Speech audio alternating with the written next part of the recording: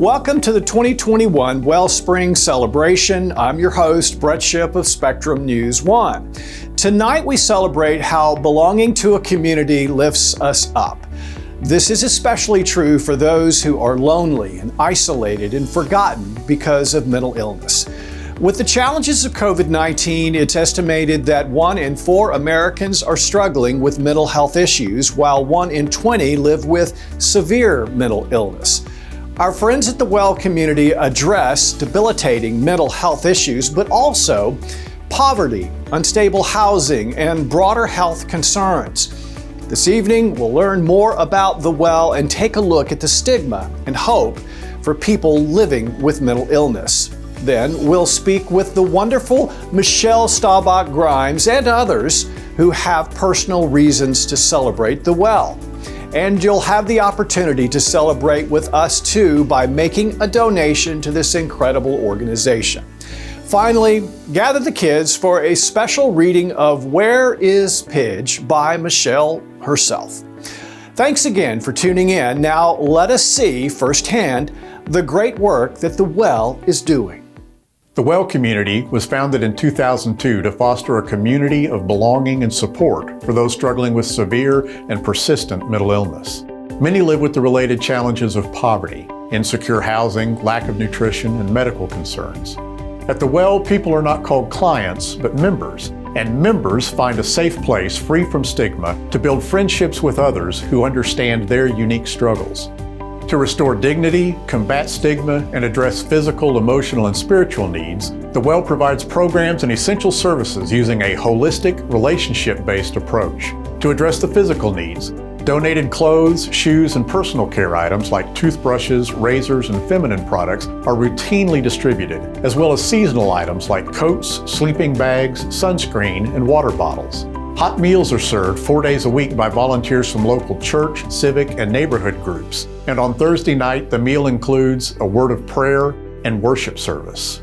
Hopelessness, helplessness, and unhappiness are often the reality of those struggling with mental illnesses like schizophrenia, bipolar disorder, schizoaffective disorder, and severe depression. However, belonging to a community of caring friends and accessing services and programs makes hope, help, and even joy possible. Laughter echoes down the halls of the Well.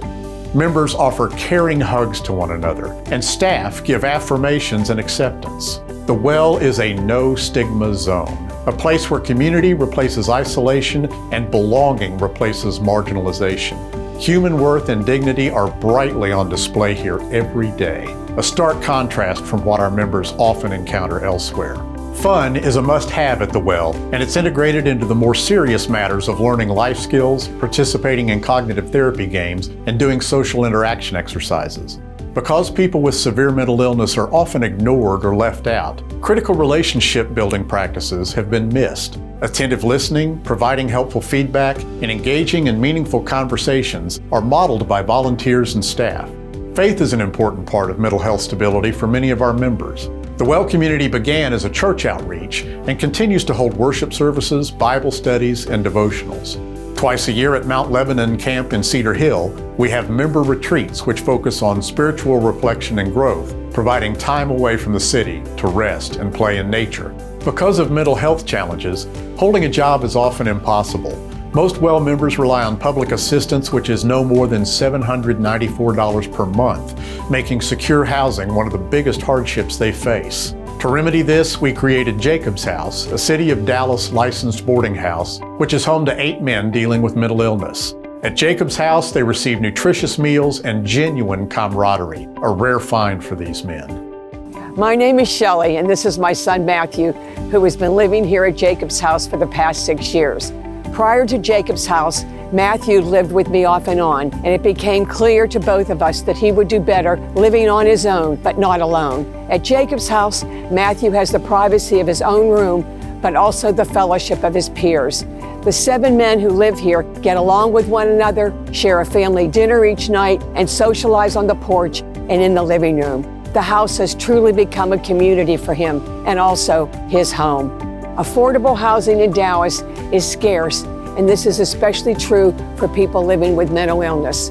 We feel very fortunate to have found Jacob's House. What we've described so far is our normal pre-COVID programming, which we hope can return by the end of 2021. During COVID, we've adapted to serve to-go meals, and delivery is offered for those without transportation. Hygiene items are even more important during the pandemic, and we now include hand sanitizer, face masks, and other cleaning items.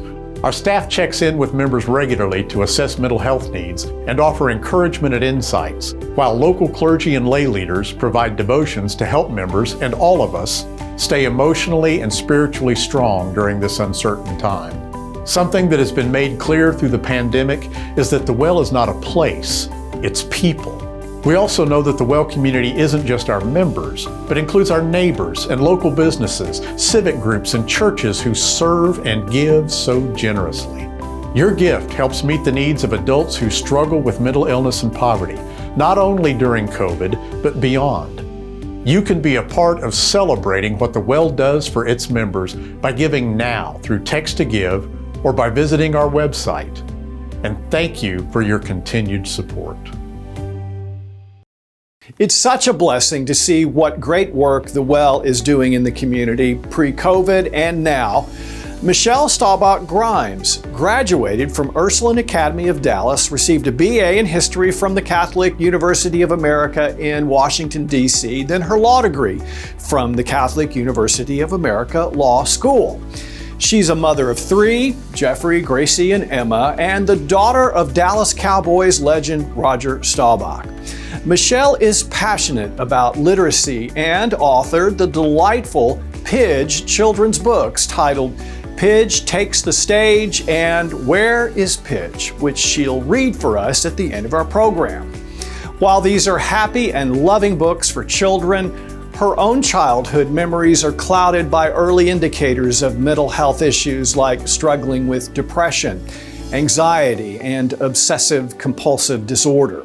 Now, she is dedicated to erasing the stigma of mental illness and strives for Dallas to create more mental health services so everyone can access doctors, therapists, medications, and treatments. It was my privilege to sit down recently with Michelle to learn about her own journey. There's so much happening in our world, and there's just so many obstacles, and you've been there.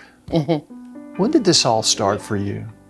Well, I can really trace back to being real anxious as a child, really having like a fear of death and things like that.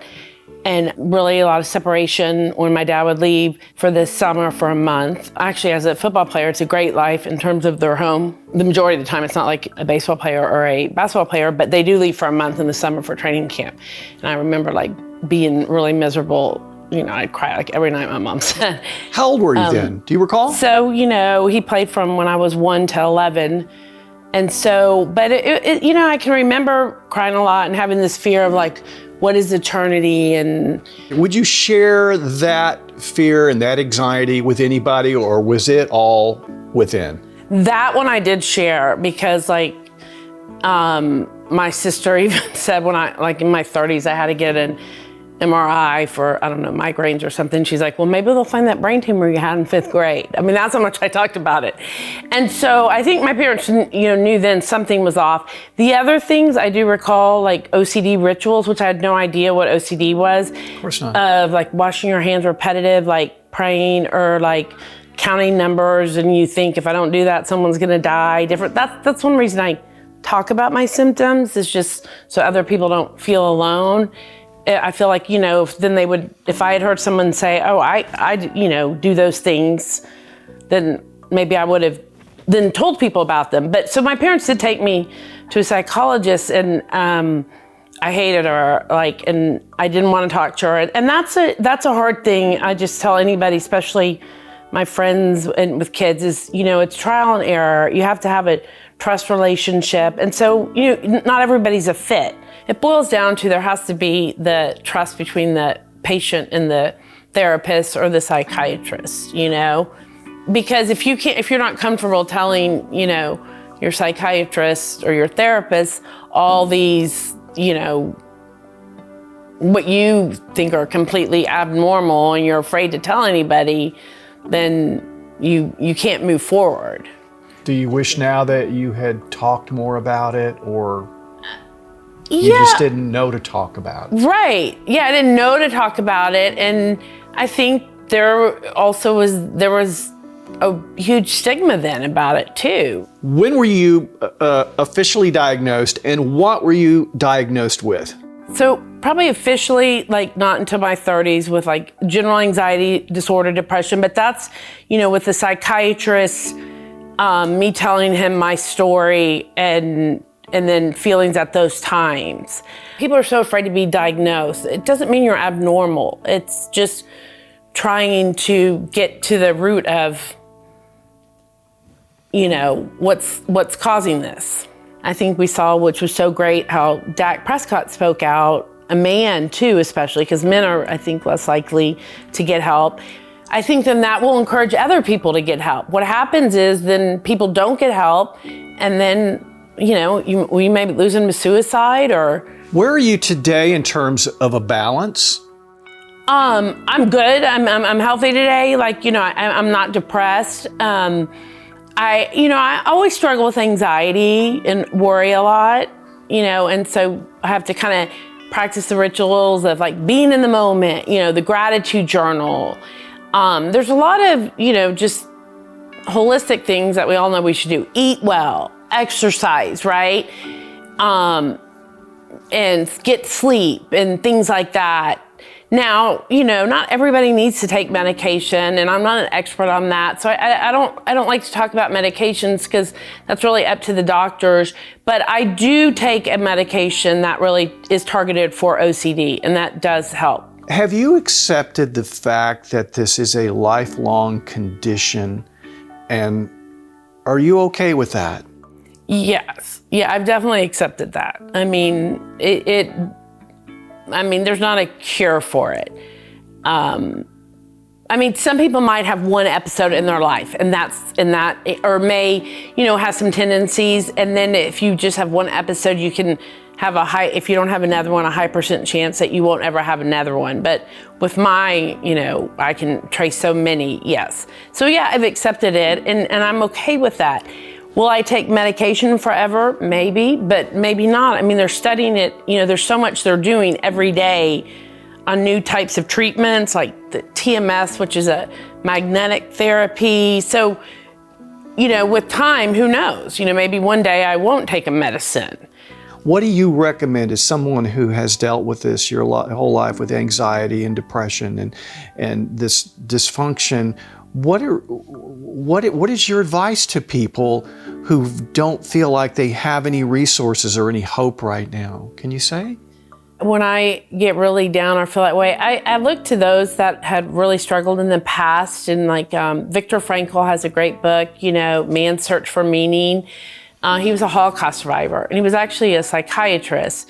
If you look at the common theory of those that have survived, it's this common thread of hope. That that there's always hope. You need a purpose in life, right? You're kind of searching for that purpose.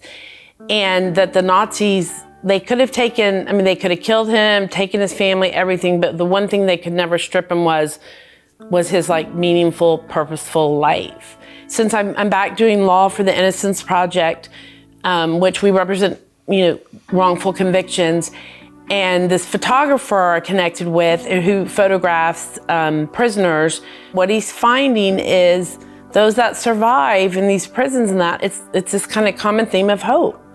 Winston Churchill struggled with serious depression. And he said, when you're in hell, you just keep walking. And I think there's times like that, that's all you do. To survive, there's times when if that's all you can do, that's what you do.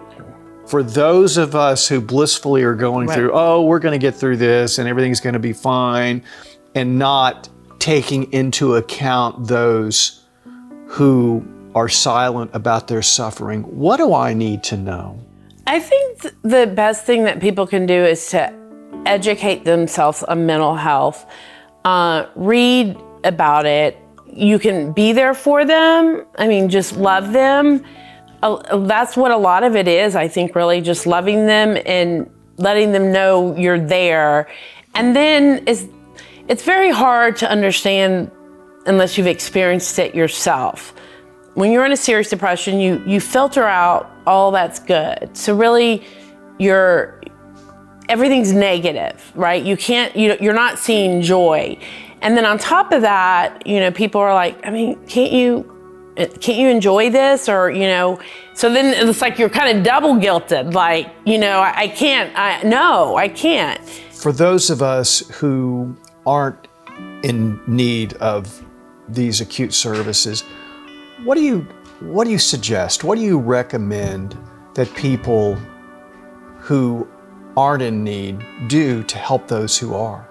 What they say, 1 in 4 suffer from it, which means every family is affected by it, and workplaces. So the more we talk about it is to educate yourself too on triggers to look for if someone's all of a sudden isolating, not calling you back, doesn't want to get together. So, and read about it. And then, and ask, say, are you okay? I mean, things like that. Can you ask if you're feeling depressed? Can you ask if you're feeling anxiety? I think that's fine, I think most people would be fine with that. The earlier we intervene, we can hopefully ward off like serious depression. So, not to say it would have, but if I really knew what my OCD was and was able to get control of it when I was younger, would I maybe suffered as much as I have, So why are you speaking out? Why is it important for you to lend your voice to this? I truly believe that you can save lives by, one, we have to destigmatize mental health.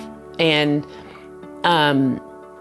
it needs to be normal conversation. And then the reason I talk about my symptoms and stuff is so if other people have those, then they think, oh, I'm not the only one. How important is it for an organization like the Well to be there for these people and to provide them support and guidance and resources? It's not easy, to navigate the system when you're educated and have financial means. And when you don't have, the family and the resources, that's really your safe haven, is the Well, something like that you can go to and feel cared for and loved and important and have accountability to someone that, I'm going to be there, and that way then someone notices, oh, if they didn't show up, they can reach out. But it's so crucial that everybody have access to mental health care. In finality here, what's important for the people who are in the audience watching this right now or at home watching this? Inspire them, just inspire them here. I think it's so important for us in our communities to support organizations like the Well, because that is all these people have. I mean, many are homeless, they're on their own, they know where to go. So this is like their home, and gives them a sense of, safety, a community, and that is right. We all need that. I mean, we all have small communities and then bigger communities, but if you don't have your kind of core, I think it's very hard in life if you don't have that safe place to go to. It's so important that, those of us that are blessed, that we support organizations like the Well. Michelle, thank you for your voice and your advocacy and your courage. It really means a lot. Thank you. Thanks. Thank you, Michelle, for sharing your personal experiences and for your dedication to raising awareness. Many people with mental illness battle those issues alone, some even living on the streets. For folks dealing with poverty and mental illness in Oak Cliff and South Dallas, there's the Well community, a place where stigma is removed and dignity is restored. As a nonprofit organization, the Well provides a welcoming environment and critical services through the help of volunteers and financial gifts. Let me encourage you to give right now through the Text to Give feature on your cell phone, by mailing a check, or through our website where you can also learn about volunteering.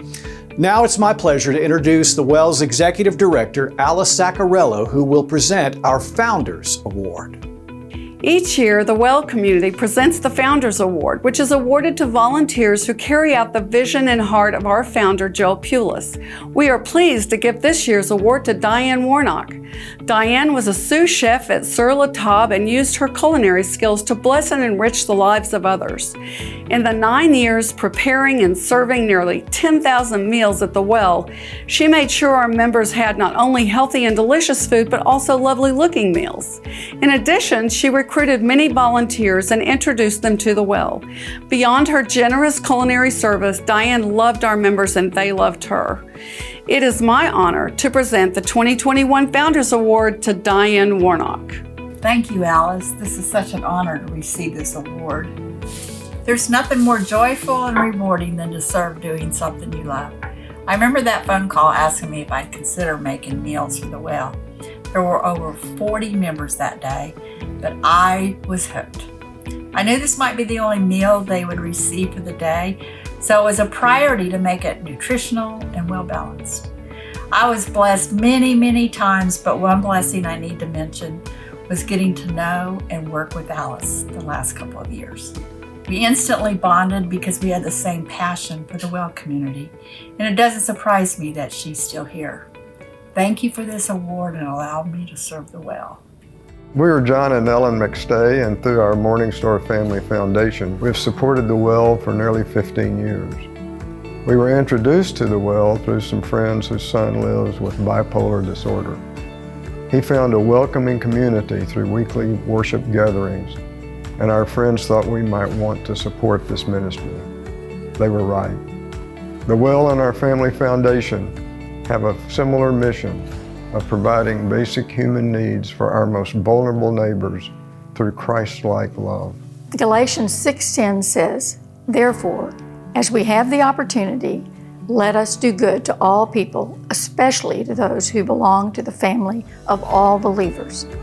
The opportunity to support the Well has allowed us to be a partner in providing hope and stability to those adults suffering from severe and persistent mental illnesses. Without the Well, there wouldn't be a community where healthy relationships are built, where programs and activities are enjoyed. There would be no place to find help in an emergency or no place to have a hot meal. More importantly, there would be no place to worship together, as the Well is the only faith-based organization in Dallas focused exclusively on adults with mental illness.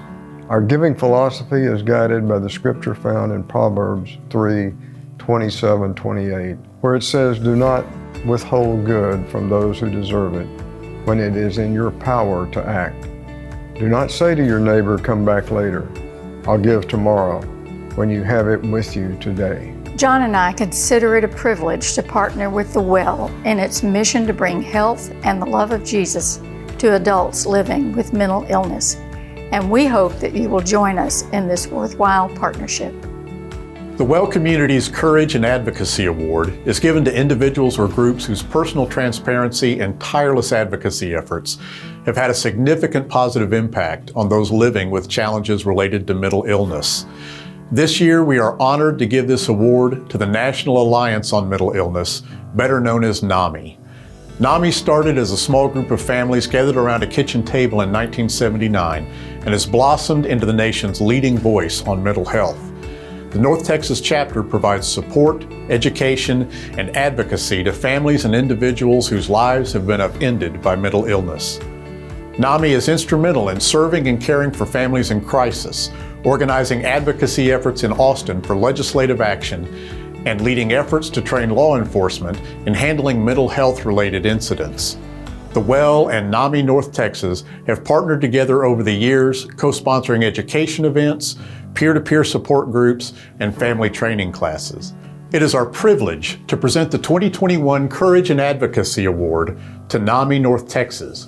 Receiving the award on behalf of NAMI are Dr. Athena Trenton, Executive Director, and Sherry Cusimano, former Board Chairman and Premier Advocate. We are truly humbled by this honor and would like to thank the Well community for their partnership and all that they do to support those in great need of holistic mental health services. Our mission at NAMI North Texas is to provide education, support, and advocacy and public awareness to improve the lives of people living with mental health conditions and their loved ones. It is therefore truly validating for us to have been selected for the 2021 Courage and Advocacy Award by an organization that is so prominent and well respected in the North Texas mental health community. We thank you for this honor and look forward to many more years of working with you in an effort to improve the lives of people with mental health conditions. Hi, I'm Laura Sanchez, owner of La Calle 12 and El Ranchito restaurants in Oak Cliff since 1981. One of the many reasons we love this area is the way we take care of each other, and having the Well community as a neighbor gives us an opportunity to help out. I'm Alma Rubio, manager of La Calle 12 on Sub Street. We first learned about the Well through Alice, and over time we learned of how the Well serves those with severe mental illness and giving them a safe place to build relationships. We also learned that most members live in poverty, and some only eating meals provided by the Well. That's when we knew how we could help out.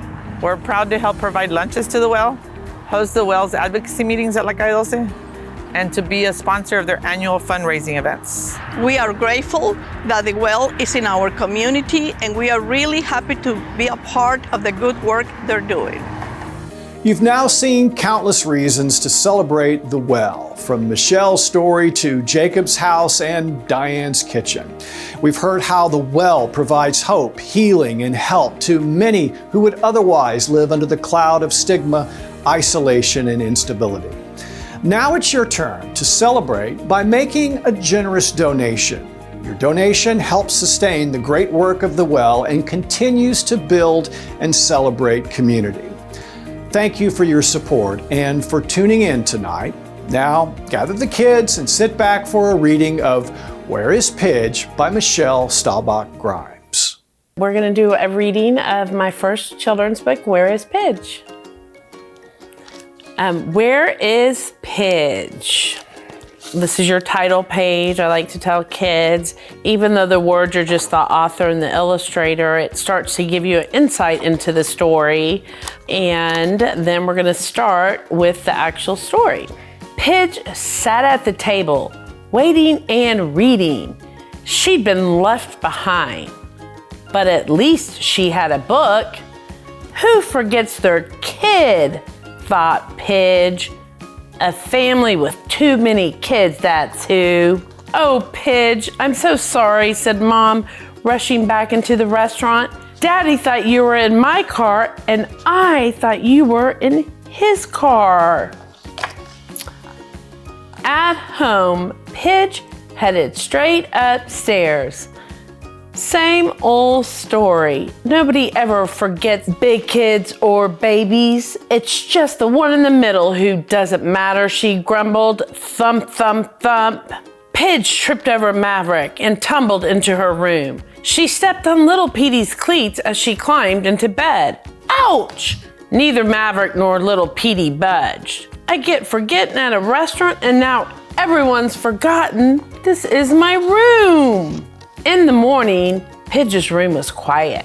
She peeked out her door, no one in the hallway. She could hear her family downstairs, busy and together. If they're gonna forget me, then forget them. I'm running away. I'll slide down the laundry chute and sneak out the back door. No one will ever see me leave. Yee! But Pidge didn't slide all the way through the chute as planned. She landed hard on Michael's football pads. Crunch! And before she could figure out what to do next, Katrina's ballet skirt floated down. Swoosh, plop, darkness. Soon, Cody's baseball mitt hit Pidge on the head. Boink! Followed by Drew's basketball shoe. Later came Lucy's blankie and lots of clothes and towels. Kerplop, whoosh, ploof. This was not good, except Pidge found a bag of candy inside that last pair of pants. Yum! Being stuck isn't so bad after all, thought Pidge. No one can tell me what to do. Pidge ate and ate. She hummed. She even napped a little. A stomachache woke her up. Her heart hurt a little and she shivered. Maybe I miss my family, Pidge thought. She pulled on Michael's football jersey. She slipped on Katrina's ballet skirt. She wrapped Lucy's blanket around her shoulders. Brrr! Drew's shoe warmed one foot. She rested her head on Cody's baseball mitt. Tears trickled down her cheeks. Pidge was stuck in the middle of upstairs and downstairs, inside and outside, and all of this stuff. Just then, Pidge heard Maverick's paws scrape the laundry room floor. "Maverick," Pidge called. Pidge wiggled a leg through the jeans and shirts and football pads and nudged the laundry door with her big toe. Ruff, ruff, ruff. Maverick went wild.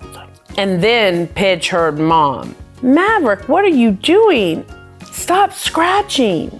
Maverick barked louder and louder. "And where is your buddy Pidge? We've looked everywhere." "They're looking for me," realized Pidge. Everyone pounded into the laundry room to see why Maverick was making such a racket. Just then, the door popped open. There was Pidge's foot. "Help, please." There was Pidge's voice. Maverick tugged at the laundry. There was Pidge. "Why were you hiding from us?" asked Dad. "I hate being the middle child," Pidge said. "I hate being forgotten." Dad smiled and said, "Oh, Pidge, you're unforgettable." The family followed Pidge to the kitchen table. In between bites, Pidge told them about her time in the chute. When she was done, the entire Hubler family started talking at once. "You think your day was bad," said Michael. "It was worse for us." "We were sad without you," little Petey said. "Lucy couldn't nap without you reading her to sleep. Katrina couldn't decide what to wear. Michael's football practice was boring without your jokes. Drew's friends missed your homemade cookies. Cody struck out because you weren't cheering from the stands." When the story stopped, Maverick barked. "And Maverick's starving," said Dad. "Pidge," Mom said, "without you in the middle, we fall apart. Being in the middle means there are people on all sides to love you," Dad said. By the time the dinner dishes were cleared, Pidge was starting to think they might be right. She looked down and said, "Mav, I'll never try to wiggle out of the middle again." The end.